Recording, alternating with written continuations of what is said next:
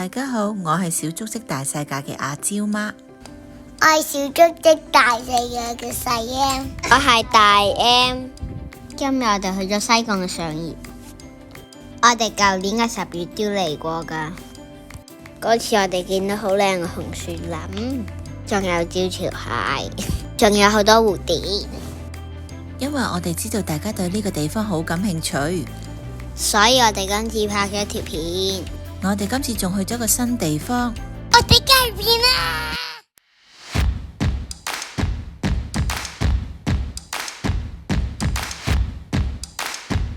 我哋搭地鐵去到將軍澳，轉101M 號小巴去西貢，再轉94號巴士去上游。大家都可以搭96R 或者289R 去上游，不過淨係星期六日及公眾假期先有呢兩架巴士㗎。巴士車程大約30分鐘。我哋今日全程會行4.5公里，由北潭涌嘅復興橋出發，先經北潭涌自然教育徑去上游民族文物館，之後去喜子灣嘅紅樹林，然後去布谷灣嘅堤圍，再沿路折返。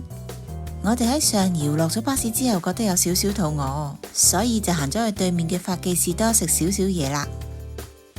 如果要去廁所者行前少都去傷健樂園啊！如果需要補給，記住出發前喺士多買埋啦。我哋食完嘢之後，就喺法記士多隔離嘅復興橋度出發啦。大家可以喺橋嘅右手邊見到去北潭涌自然教育徑呢個路牌。大家橋嘅兩邊都可以欣賞漂亮嘅河岸風光。我哋當日仲見到唔少人爬獨木舟過嚟法記士多食晏。過咗復興橋之後，就可以見到左邊嘅燒烤場。我哋就要喺呢度轉右去上游村啦。呢度嘅河岸風光真係好迷人啊！如果正值退潮，仲有機會見到泥灘孖寶、招潮蟹同埋彈塗魚。我哋喺度見到一隻好靚嘅招潮蟹，佢隔離仲有一隻好細隻嘅蟹仔啊！行去上游村嘅路徑平坦，而且兩旁有大樹遮陰，大小朋友都覺得呢條路徑好好行。我哋行咗一陣就見到一間村屋，入邊住咗位婆婆。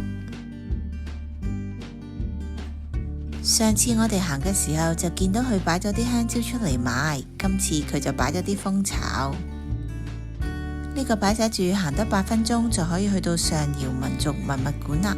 到達文物館之前，我哋應該會見到上游村嘅灰窯。喺對面岸，我哋可以見到保良局北潭涌嘅度假營。打蜜蜂啊！但係冇嘢噶喎。好，我哋今日依家喺邊度？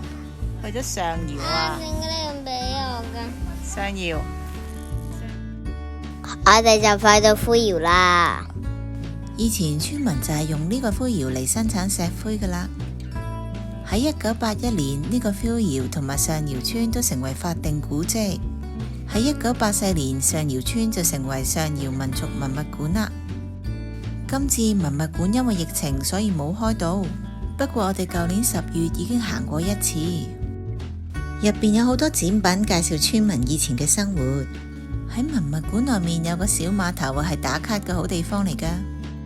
大家可以見到呢度有啲荒廢咗嘅村屋。行前少少，左邊有個天主教堂，仲有個地圖介紹西貢附近仲有邊啲天主教堂。由出發開始計，行咗25分鐘，我哋就嚟到呢個分叉口啦。呢個分叉路，大家可以轉上上游家樂徑。哇！呢度有隻野豬經過啊！我哋最近行山10次有9次都見到野豬啊！再行多幾分鐘就可以見到喜子灣村嘅路牌啦。另外仲有黃宜洲村嘅路牌。我哋要去喜子灣，所以就靠左行。我哋喺呢棵樹上面見到個鳥巢啊，你見唔見到啊？呢度就係喜子灣嘅紅樹林啦。我哋喺度見到條路徑行出去，所以就出去睇下啦。我哋喺呢度見到好多招潮蟹喎。睇完紅樹林之後，我哋就行返出去主要幹道。呢度有好多喜子灣村荒廢嘅村屋，呢啲村屋上面已經長滿咗植物，村屋嘅牆上面生滿咗牽牛花。呢個位置又有一個分岔路，喺呢度靠左行上山就啱啦。好似去咗魔幻森林咁，係咪啊？有一條路喎。係咯。呢度生咗好多野生嘅藤蔓啊！點解會種咗呢啲咁多藤蔓喺度嘅？種原生嗰啲種。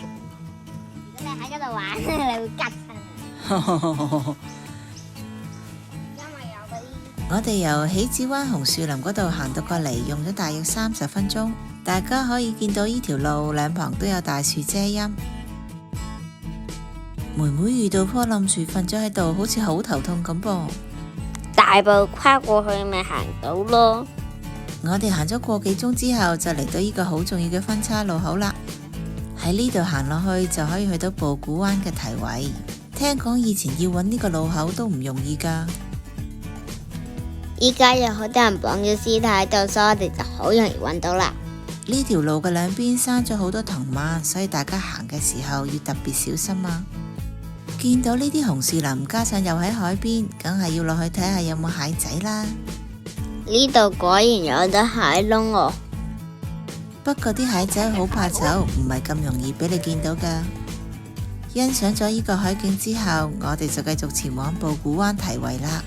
行多幾分鐘，我哋就到啦。布古灣係西貢嘅萬宜水庫，佢係擺頭墩西面一個小海灣。呢個咁特別嘅半月形堤圍係以前漁民用嚟蓄水養魚嘅，因為喜子灣村同埋布古灣嘅魚塘已經荒廢咗，所以呢個堤圍已經好耐冇人打理啦。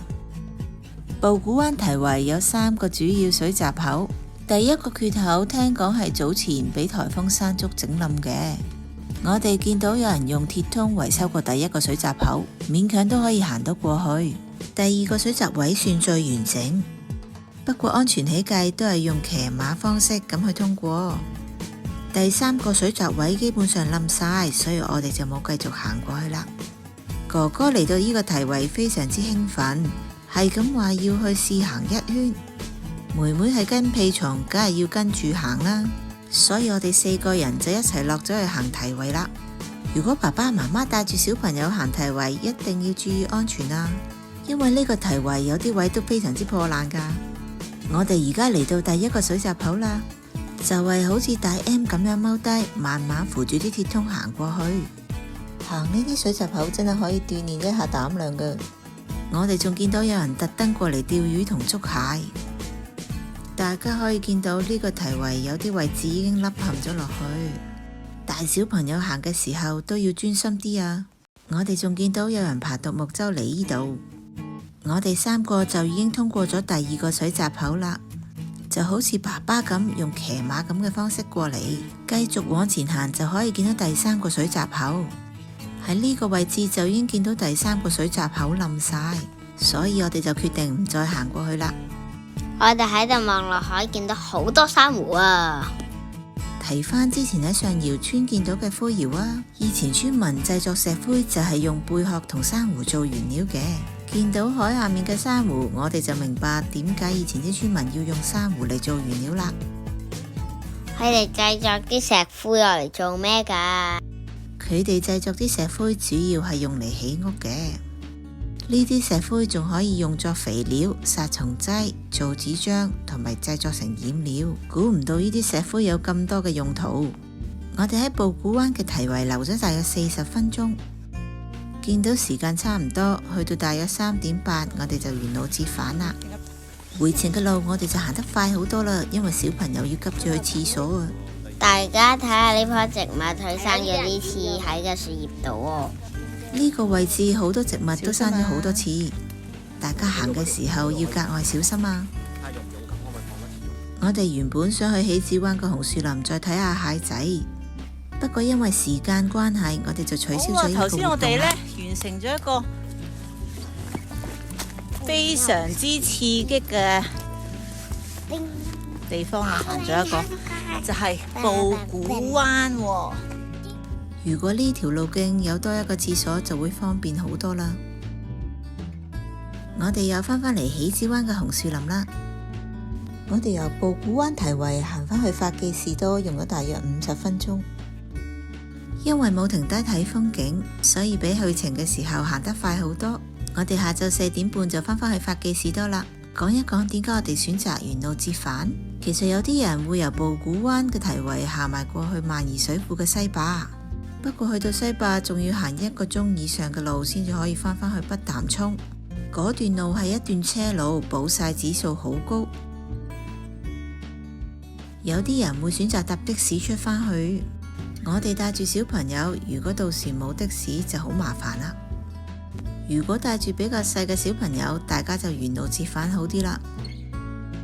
今日我哋用3個鐘頭行咗4.5公里，睇到好靚嘅紅樹林，又見得好多好得意嘅蟹仔，仲去埋半月形嘅布古灣堤圍欣賞壯麗嘅景色，行程非常圓滿。如果大家鍾意我哋嘅分享，希望大家俾個 like 呢條片，同埋分享條片俾你嘅朋友。如果唔想錯過我哋其他嘅資訊，就記住 subscribe 我哋嘅 channel 啊！記住校響埋個鬧鐘仔。多謝晒大家收睇，下次再見，拜拜。